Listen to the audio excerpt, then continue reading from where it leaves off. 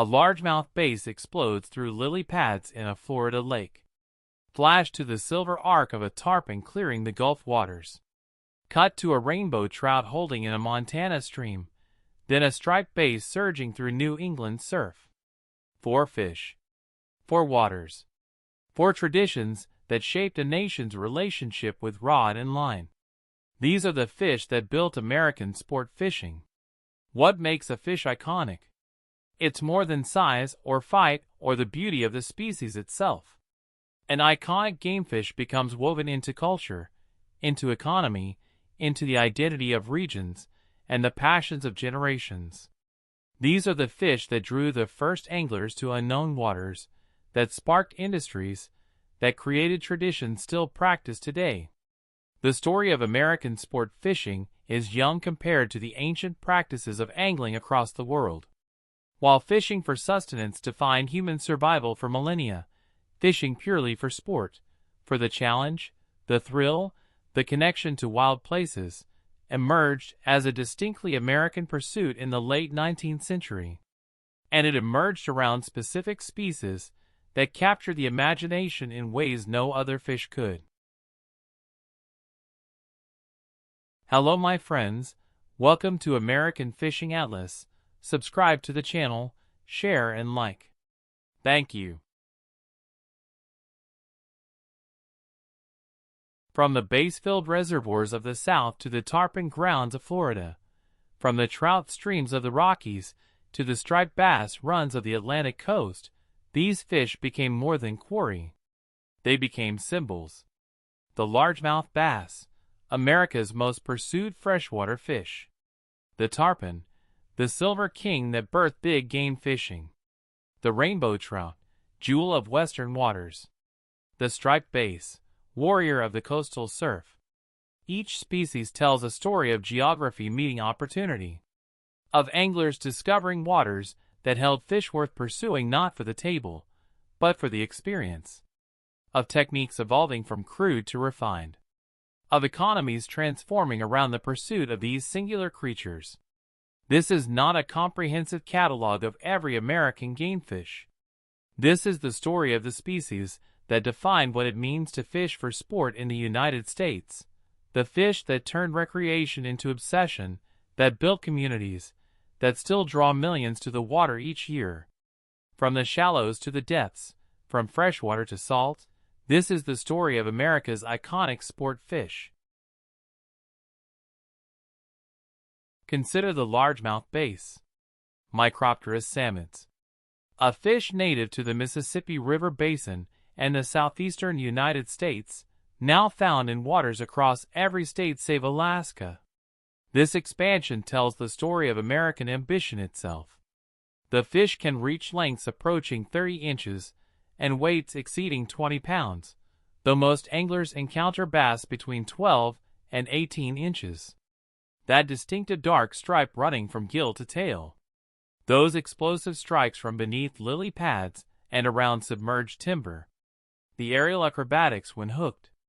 All of it made the largemouth irresistible to a growing nation of anglers. In 1932, a young Georgian named George Perry pulled a 22-pound, per-ounce largemouth from Montgomery Lake. That fish still holds the world record 93 years later. The holy grail of freshwater fishing. Countless anglers have pursued that mark, and countless more have been drawn to the sport by the possibility, however remote, of besting it. But the bass's cultural dominance began decades before Perry's fish. As early as the 1890s, state and federal fish commissions were transporting largemouth beyond their native range. They thrived almost everywhere they were introduced: warm reservoirs, natural lakes, rivers, ponds, even suburban retention basins. The bass adapted. It prospered. And it made fishing accessible. You don't need a boat to catch a bass, though the sport has spawned a billion-dollar industry of specialized vessels. You don't need expensive tackle, though passionate anglers invest fortunes in pursuit of marginal advantages. A teenager with a spinning rod and a plastic worm can catch bass in a roadside pond. A tournament professional with $100,000 in equipment can target them in sprawling reservoirs.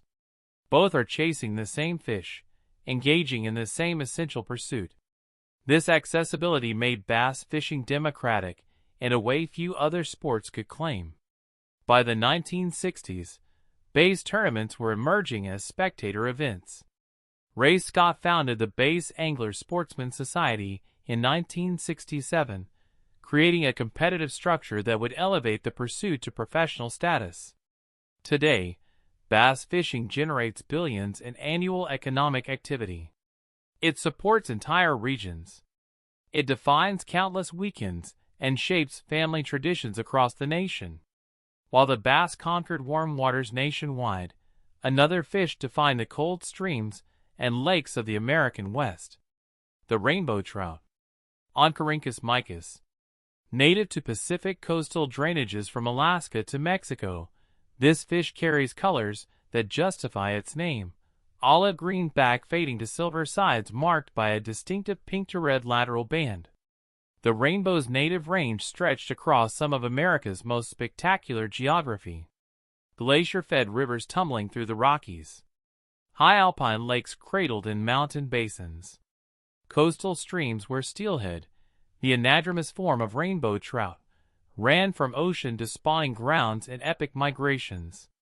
Unlike the bass, which was deliberately spread to create new fisheries, the rainbow's expansion followed a different pattern. The first recorded shipment outside native waters occurred in 1874, when eggs from California's McCloud River traveled east to a hatchery in New York. This was not invasion but invitation. Anglers wanted trout in their home waters. From 1880 to 1888, the U.S. Fish Commission distributed some 2.5 million rainbow trout eggs nationwide. The species established populations from the Appalachians to the Great Lakes, thriving wherever water remained cold and clean enough to support them. Today, rainbow trout inhabit every continent except Antarctica, though their success outside native waters has created ecological consequences still being reckoned with. But in their native West, rainbows remain synonymous with a particular kind of fishing experience: the solitude of mountain streams. The technical challenge of matching the hatch with a perfectly presented dry fly. The stunning beauty of a fish pulled from waters so clear you can count the stones on the bottom. Rainbow trout prefer temperatures between 55 and 68 degrees Fahrenheit. They feed opportunistically on aquatic insects, terrestrial insects, crustaceans, and smaller fish. In lakes, they can grow large. The world record steelhead exceeded 40 pounds, but stream fish typically range from 8 to 16 inches. Size matters less than setting. A 12-inch wild rainbow from a backcountry creek carries more meaning than a 5-pound hatchery fish from a stocked reservoir. The steelhead represents the rainbow's ultimate expression. These sea-run fish spend years in the Pacific, growing large on abundant forage, before returning to natal streams to spawn. Their runs up rivers, like California's Smith, Oregon's Rogue, and Washington's Skagit, have created fishing traditions spanning generations. The battles these fish wage, powerful runs, acrobatic leaps, hours-long struggles, establish steelheading as perhaps the most demanding pursuit in American angling. If the bass made fishing accessible, and the rainbow made it beautiful, the tarpon made it legendary. Megalops atlanticus. The Silver King. A fish so spectacular, so powerful, so utterly unlike anything anglers had previously encountered that it sparked a revolution in American sport fishing. The date was April 1885. The place? Waters near Fort Myers in southwest Florida. Angler William Halsey Wood, fishing with a bamboo rod and conventional reel, landed a 93-pound tarpon on rod and line, the first confirmed catch of its kind. Before Wood, tarpon had been taken only by harpoon, considered too powerful for hook and line fishing. Wood's achievement ignited what can only be described as a craze. Within 3 years, Florida newspapers were reporting hundreds of tarpon caught annually. Hotels sprang up in Charlotte Harbor, Pine Island, and Boca Grande specifically to house anglers drawn south by tales of the Silver King. The San Carlos Hotel at St. James City. The Tarpon House at Punta Rasa. The Marco Inn. Each competed for sportsman's business, keeping elaborate records of catches, mounting fish scales with anglers' names and weights. The fish itself seemed designed to captivate. Tarpon can reach 8 feet in length and weights exceeding 300 pounds. Ancient in lineage, fossils date them back 100 million years. They possess silver scales large enough to use as nail files, which indigenous peoples and settlers did for generations. Their mouths open wide, revealing hard, bony jaws nearly impossible to penetrate with a hook. And when hooked, they leap. The aerial displays are what cemented tarpon's reputation. A 6-foot fish exploding vertically from the water, twisting, gill plates flared, re-entering with a crash that can be heard across the bay. Some tarpon jump 30, 40, 50 times during a single fight, each leap an opportunity to throw the hook. The battles can last hours. Anglers of the Gilded Age found in tarpon fishing a test of endurance, and will unlike any they'd encountered. Wealthy sportsmen flocked to Southwest Florida from New York, Chicago, England. Thomas Edison came to Fort Myers in 1886, drawn initially by tarpon fishing. He purchased a home and spent 46 winters there, joined by friends Henry Ford and Harvey Firestone, all pursuing the Silver King in the Caloosahatchee River. Future presidents fished for tarpon. Exclusive clubs formed around the pursuit. The Isaac Walton Club on Useppa Island became one of the world's most elite sporting organizations. The tarpon's influence extended beyond Florida. Port Aransas, Texas, changed its name from Ropesville to Tarpon in the 1890s, declaring itself the tarpon capital of the world. Tournament fishing emerged from tarpon competitions. Specialized tackle, star drag reels, heavy rods, wire leaders, was developed specifically for these fish. But the early craze also revealed darker aspects of unregulated sport fishing. Tarpon are largely inedible to American palates, bony, strong-flavored, unsuited to the table. Yet anglers killed hundreds yearly simply to weigh them, photograph them, and discard the carcasses. By the early 1900s, even contemporary observers noted the waste. English writer J. Turner warned in 1902 that such harvest rates could not continue indefinitely. Today, Florida law mandates catch and release for almost all tarpon. The fishery persists, supporting guide services, tackle shops, lodges throughout the Gulf. Anglers still travel from around the world each spring and summer, drawn to the same waters where would made history 140 years ago. The fish remains what it was then, not a trophy for the wall, but an experience, a test, a living symbol of wild power in shallow tropical waters. While tarpon defined Gulf Coast fishing, another species created traditions along the Atlantic. The striped bass, Marone saxatilis. A fish that moves between freshwater and saltwater, spawning in rivers, but spending much of its life in coastal seas. 7 dark horizontal stripes mark its silver sides. The jaw extends beyond the eye. Mature fish can exceed 50 pounds and stretch 4 feet in length. Stripers were harvesting fish long before Europeans arrived. Archaeological evidence shows indigenous peoples took them from rivers and coastal waters for thousands of years. Colonial settlers found striped bass so abundant that some laws prohibited feeding them to servants more than twice weekly. The fish supported commercial fisheries, recreational angling, and subsistence harvest simultaneously. The striper's life cycle creates its fishing mystique. Most Atlantic coast stripers spawn in just a few major river systems. The Chesapeake Bay tributaries produce the majority, with the Hudson River, Delaware Bay, and several other rivers contributing smaller numbers. After spawning, the fish migrate along the coast, creating runs that move north in spring and summer, south in fall. Surf casters wait for these migrations. Spring and fall on beaches from New Jersey to Massachusetts bring stripers into shallow water, where they feed on baitfish schools. Anglers wade into breaking waves at dawn, casting metal lures and live eels into the turbulence. When a large striper takes, the fight occurs in current and surf, the fish using wave action to its advantage.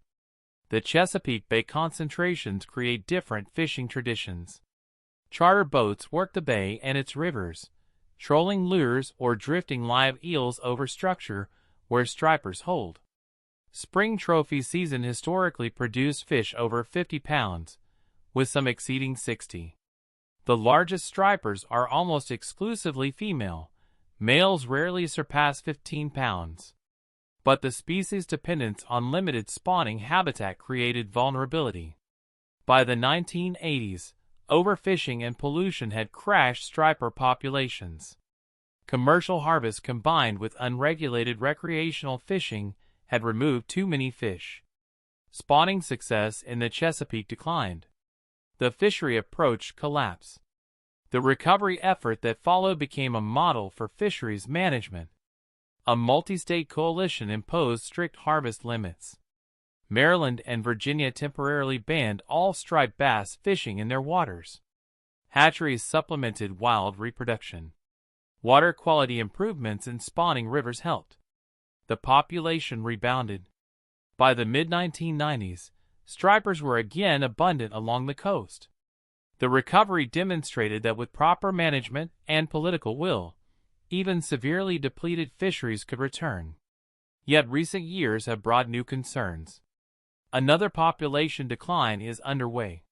Several states have again restricted harvest, trying to prevent a repeat of the 1980s crash. The striped bass remains what it has been for generations, a test of skill on challenging water, of patience waiting for runs that might not come, of strength to land a powerful fish in difficult conditions, and of commitment to conservation practices that ensure future generations will know the strike of a striper in the surf. The legends of bass, trout, tarpon, and striped bass are not built solely on biology or history, but on experience. A bass angler at dawn watches the line for the subtle tick of a strike before a fish explodes through calm water. A fly fisher studies current seams and drifting insects before lifting into a rising rainbow. On the flats, a tarpon rolls silver in shallow grass before launching skyward in a display of raw power. In the surf, a striper takes with steady weight, testing balance and endurance against wind and tide. For species, for distinct rituals that define the emotional core of American sport fishing. Yet the waters that shape these traditions are changing.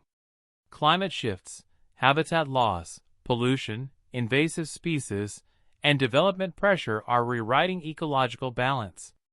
Largemouth bass remain adaptable and economically powerful, supported by widespread catch-and-release practices and sophisticated reservoir management. Still, invasive vegetation, warming waters, and their own role as introduced predators in some regions complicate their long-term story.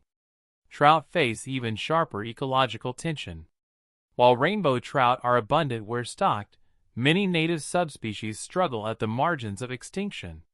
Restoration efforts across the West focus on protecting coldwater habitat, removing barriers, and restoring genetically pure populations. Successes, like the recovery of certain cutthroat trout, prove that focused conservation can work, but the margin for error grows thinner as waters warm. Tarpon and striped bass illustrate the delicate balance between cultural reverence and environmental vulnerability. Tarpon, protected by catch-and-release laws, still face nursery habitat loss, red tide events, and shifting migration routes tied to climate change. Striped bass, once recovered from collapse in the 1980s, again shows signs of decline, prompting renewed harvest restrictions and coordinated interstate management. Their futures hinge not on angling passion alone, but on sustained policy, science, and restraint. What unites these iconic fish is simple. Their survival depends on human choice.